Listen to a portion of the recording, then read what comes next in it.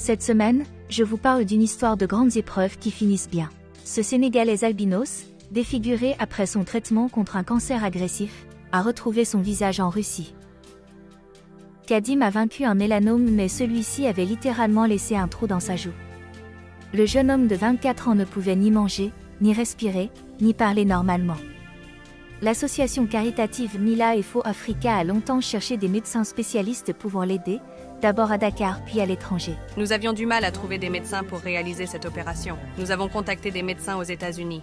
Nous leur avons écrit, mais n'avons pas obtenu de réponse. Puis, nous nous sommes tournés vers la Turquie. Ils ont promis de nous aider, mais ils nous ont donné un devis de 200 000 €. J'ai dit que c'était impossible, que nous ne pourrions jamais réunir une telle somme. Les médecins russes de la ville de Krasnodar ont accepté le défi.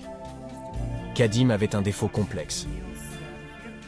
Il s'agissait d'une absence sur toute l'épaisseur du centre du visage, de la peau et jusqu'aux muqueuses. Et c'était un défaut qui unissait les cavités nasales et buccales en une seule cavité qui communiquait par un trou avec l'extérieur. Restaurer un visage et éliminer un tel défaut nécessite une approche globale. Il est possible que ce soit cette complexité qui ait été la raison pour laquelle le jeune homme s'est vu refuser un traitement dans d'autres pays. Les spécialistes ont créé un modèle 3D du futur visage. Puis, ils ont réalisé plusieurs interventions chirurgicales, dont la première a duré près de 20 heures.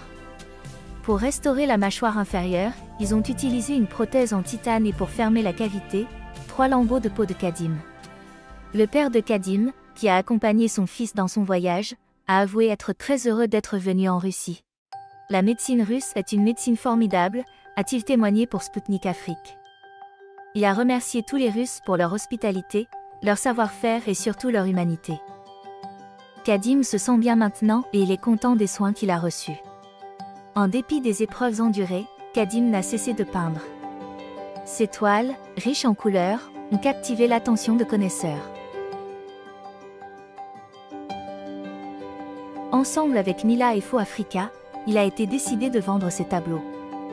Les fonds récoltés serviront à soutenir d'autres enfants et familles dans le besoin au Sénégal.